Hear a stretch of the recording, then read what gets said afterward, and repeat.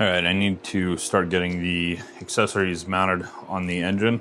And these are not just kind of a bolt-on affair here. So because it's a truck engine, I'm going to be using the F-body spacing, which is going to require a few kind of special brackets and all that. So fortunately, we have Dirty Dingo Motorsports local to us here in Mesa, and they make these great kits. I used these before on my previous LS setup on the Lexus, and what I've done is I've ordered you get a simple kit that is actually really reasonably priced, and this is both their alternator kit and their power steering kit, which should put both items in the factory F-body locations, which makes this super simple. Allows you to use the factory F-body accessories, which I already have. Then you can use an F-body water pump and all that, and it makes everything just bolt up. You can use a factory F-body belt and all that. So really cool setup, really simple setup that they provide here. So this is going to be the alternator kit here, as well as this bracket. So alternator and power steering here. So power steering doesn't really require anything.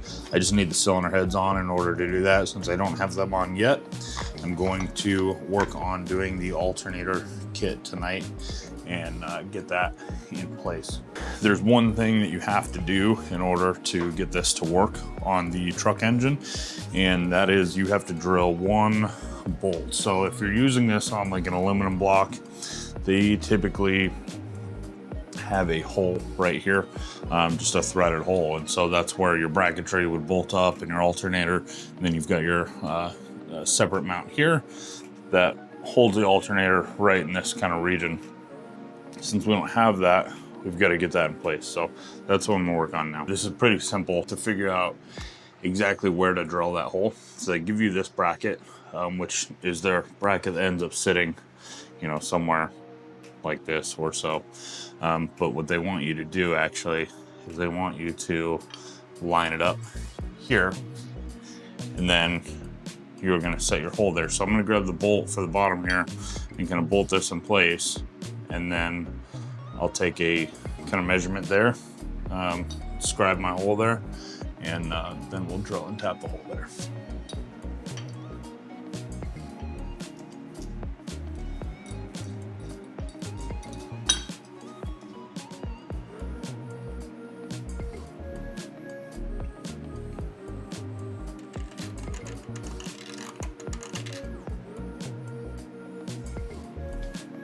Super simple. I just did that, and I'm using just a little simple scribe. Just gonna cut my circle, and then wanted to look and make sure that it's about as centered, because there's a little bit of variation here. I mean, it can move. This doesn't have to be completely dead on. As long as it's decently close, you're gonna be all right. On my last engine, this was offset a little bit, and it wasn't even a big deal. So this is already actually cleaner than it was, so that'll work great.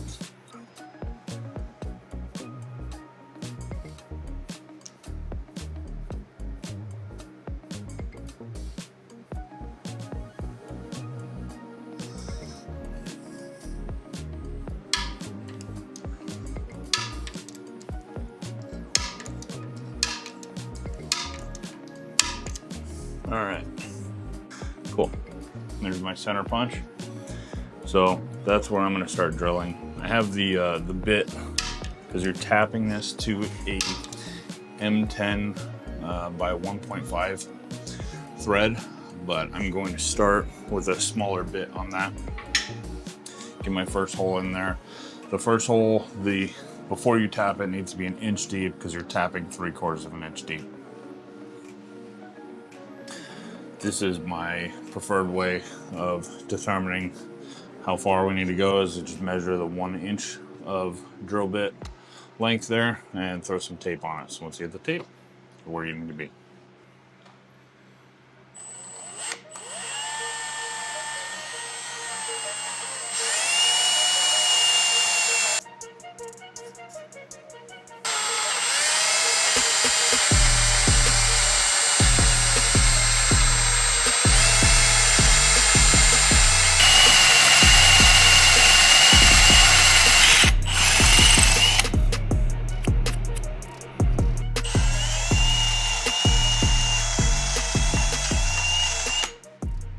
go.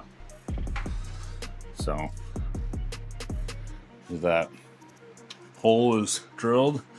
I'm gonna run the tap in there and tap it so that this size bolt can go in there. So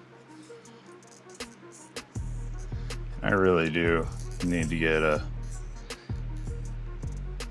better tap handle.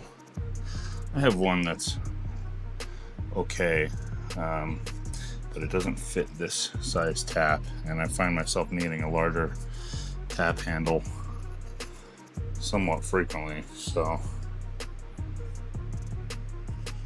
I'm tapping. It's kind of a, you know, here and there. When it starts to grab, back it up and then kind of proceed.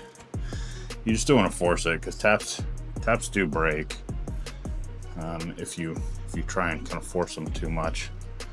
So if you do that, it provides a little relief on the cutting surfaces, brings the junk back into these grooves, allows you to kind of keep going. And then here and there you might need to remove the tap and clear the threads out, which I actually may do in a second here.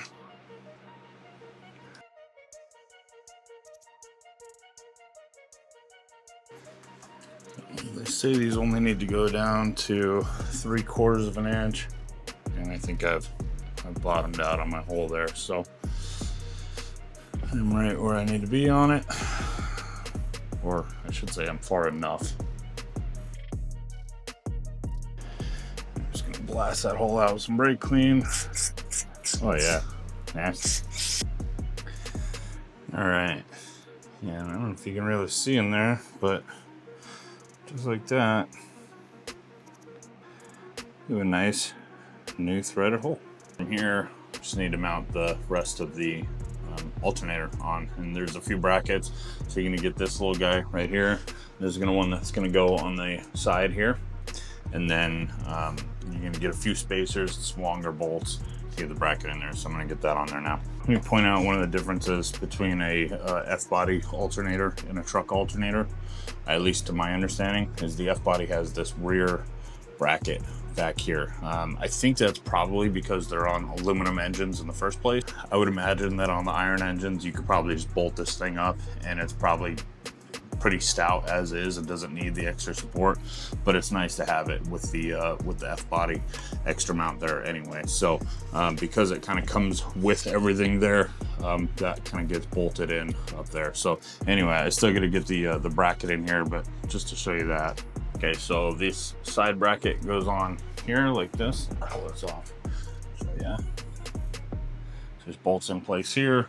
I just have this sitting here because this is where the rear bracket to the alternator will mount, and then I'm going to use these two. It does come with 3 bolts. I believe that's for, you know, certain engines have an extra hole up here somewhere. Maybe it's 4th gens or whatever, I'm not sure, but they say for the truck engines you don't need it. So I'm just going to use the 2 and the spacers. So I'm going to put the alternator in place now. So this is how the bracket is, and you see it's got these. I just have these loosely kind of put through here, but it's got these spacers back here, which are going to, push that back, thread in here to the hole we just tapped. And then this is the lower hole here.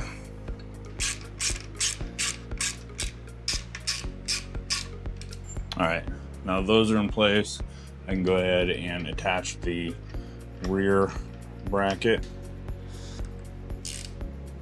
All right, and then included in the kit as well, they give you this pulley here. This is for your drive belt system. So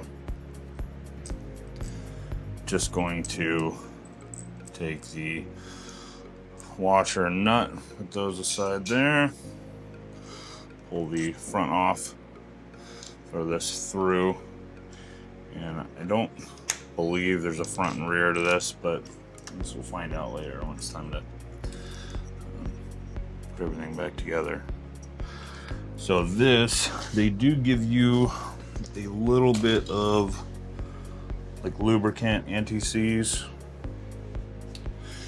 And I believe that's for this because you have a steel bolt going into a aluminum thread there. So I'll put a little bit of that on there. And they also give you kind of a locking nut on the back of it anyway. So you don't, it's kind of threaded in there probably just for some extra security, but you want your security to come from that rear nut.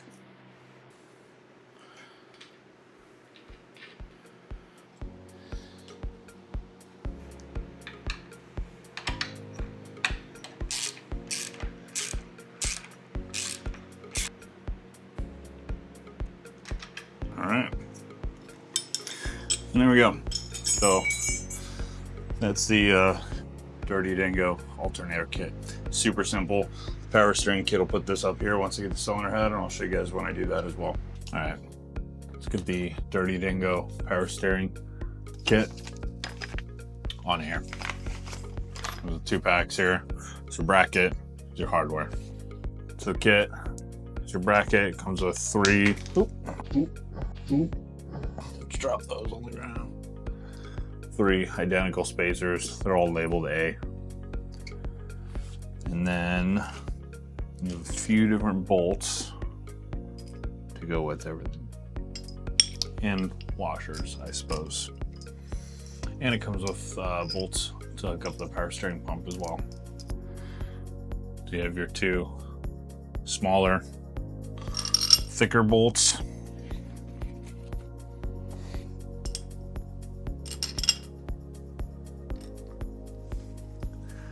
And then your tapered bolt goes right here. You have a spacer, goes on the back of each of these.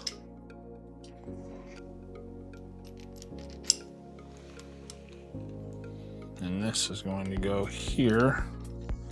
Attaches directly to your cylinder head. These do come with a little bit of, thing of lubricant because you're going from a steel bolt into an aluminum head. It's a good idea to put a little bit of lubricant on those, whether that's, you know, just some fastener lube or whatever, but helps with corrosion long term on stuff like this. My spacer's about to fall out there. Just a little dab will get it done.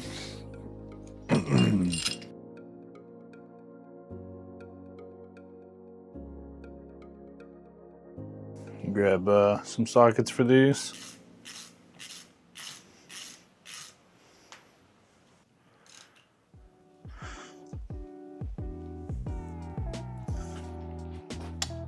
Just snug them up so you don't strip those out.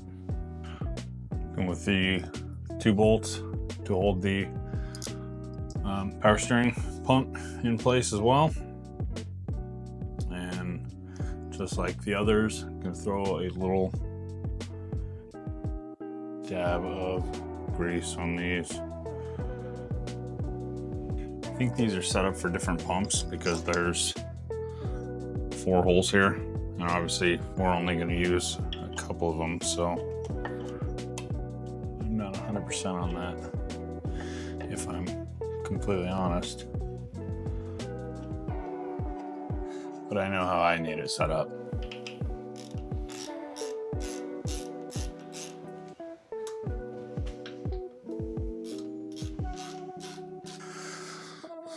So there you go. There's the 2, your Dirty Dingo alternator pulley and your Dirty Dingo power steering pump that are both in F-body locations, or at least allow you to use F-body belts. So good products.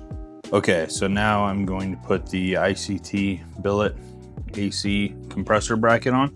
This is the bracket that works with the OEM BMW pump.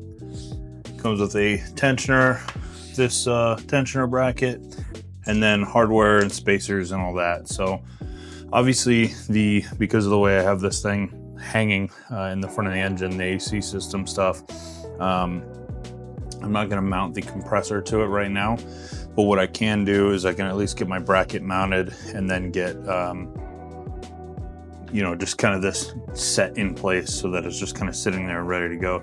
They give you a decent little set of instructions. What's nice is that this bracket is set up to run either truck spacing, F-body spacing, or the Corvette spacing. So these 3 bolts here are going to line up with these guys right here. Just gonna bolt right to the side of the block there.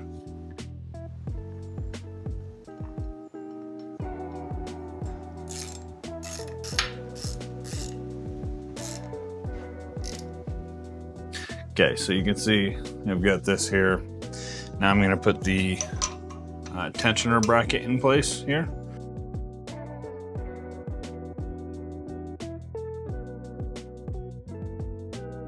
That tool holds the tensioner, and you can see it. I mean, it lines up perfectly with the, I don't know if you guys can see that, I'll show you in a second, but lines up perfectly with the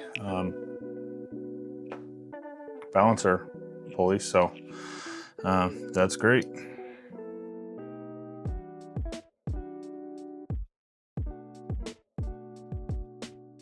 Now all I've got left are 3 bolts and 3 spacers.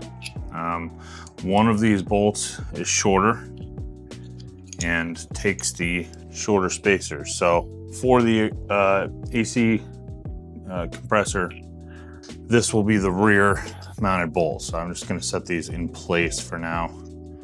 I will pull these out when it's time to drop the engine in. I just want them here so I don't lose them. I just wanted to kind of show these products, these brackets, because each one of these companies makes something really cool. It's just cool that there's companies that make stuff to accommodate, you know, these kind of swaps. So ICT Billet has made what appears to be a really nice bracket. I thought this was so cool that they offer this for the E46 to run the factory compressor. I think that's rad.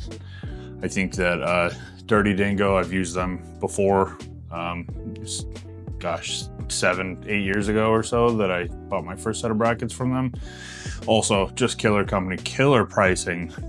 These are just awesome. So well-built products. They put everything where it needs to be. I had this on my SC LS setup, and I never had an issue with belt alignment or anything like that. These things were spot on. So obviously you're gonna run them on this and would run them again in something else just because they're great. I need to get this water pump on here.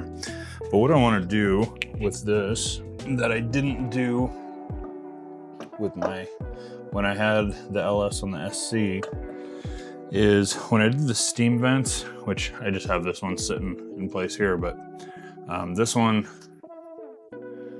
has the 2-way steam vent setup, just, you know, factory GM one has 2 plugs in the back and then these 2 in the front. What I'm gonna do is I'm gonna do a 4-way steam vent kit. I'm not 100% on which kit exactly I'm gonna run on this yet, and that's okay. What I do know is that I want them to run to the water pump right here. I had these set up on my Lexus and I had them running to a little adapter between the radiator hose, which isn't the end of the world on its own. It's just a little unsightly. And then you have to kind of chop up radiator hoses, which actually might not be a problem on this, or it wasn't a problem on that car because I had to kind of make something work and do kind of a custom hose setup. But I wouldn't mind just doing a standard adapter and keeping these hoses plumbed to the water pump just because it keeps it simple, keeps it right on the engine, and it's a known good place to run it, and it's super easy to do. What I have to do is I need to drill right here and then tap this with a 1/8 inch NPT tap. And then I'll run a little barb fitting off of there where I can run my steam vent lines to it. And that'll keep it really, I mean, I can run them along the side here or wherever, maybe even from underneath, however they have to run, because they're gonna have to run the front 2, then I'm gonna run the rear 2, and they'll all run together into either 1 or 2 that'll split in a Y, and they'll literally just drop, boop, right into the right into the water pump there. So let me go ahead and get that on, and then I'll drill and tap this, and I'll show you guys what I'm talking about. So going to look for center-ish, and that looks okay. Maybe just a little bit off there.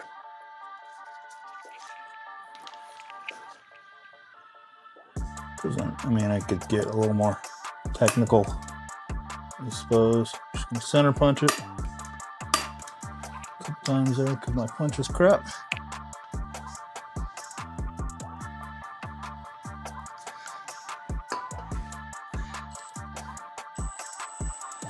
I'm just drilling a pilot first.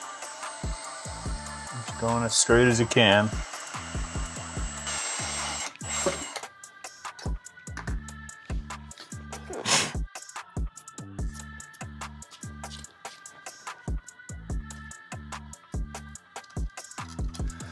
Juice that up, some PB blaster, because that's just what I've got.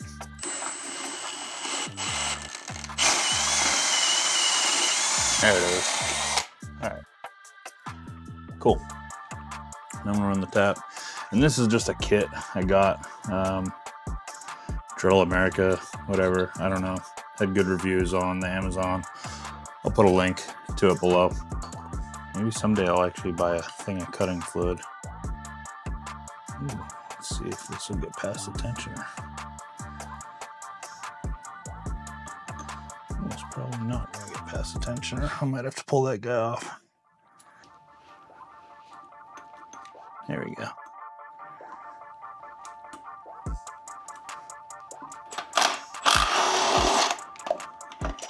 Alright, there we go. Now we can run this tap the rest of the way in.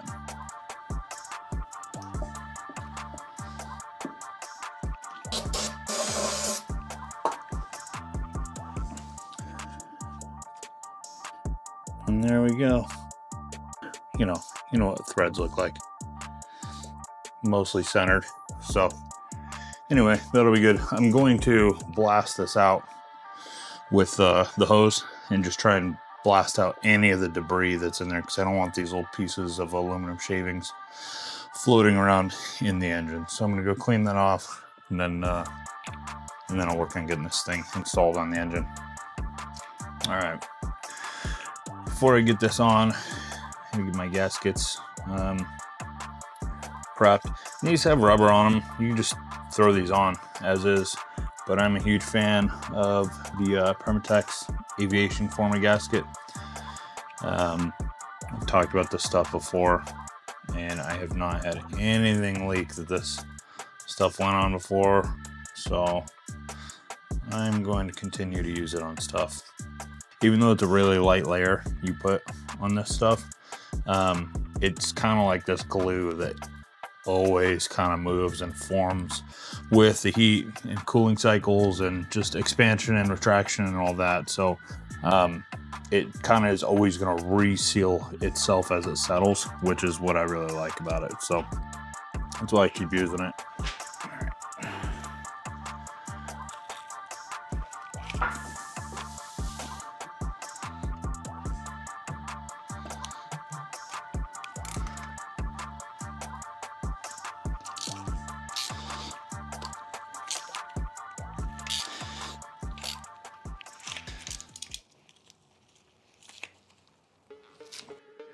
Now, pretty much the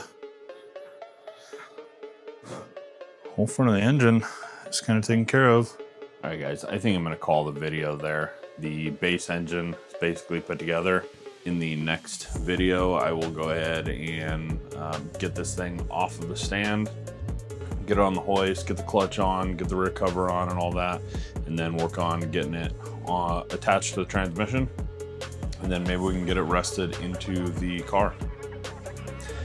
If you guys enjoy watching what I'm doing here, please hit like, hit subscribe if you'd like to follow along. Otherwise, thanks for watching. Appreciate it.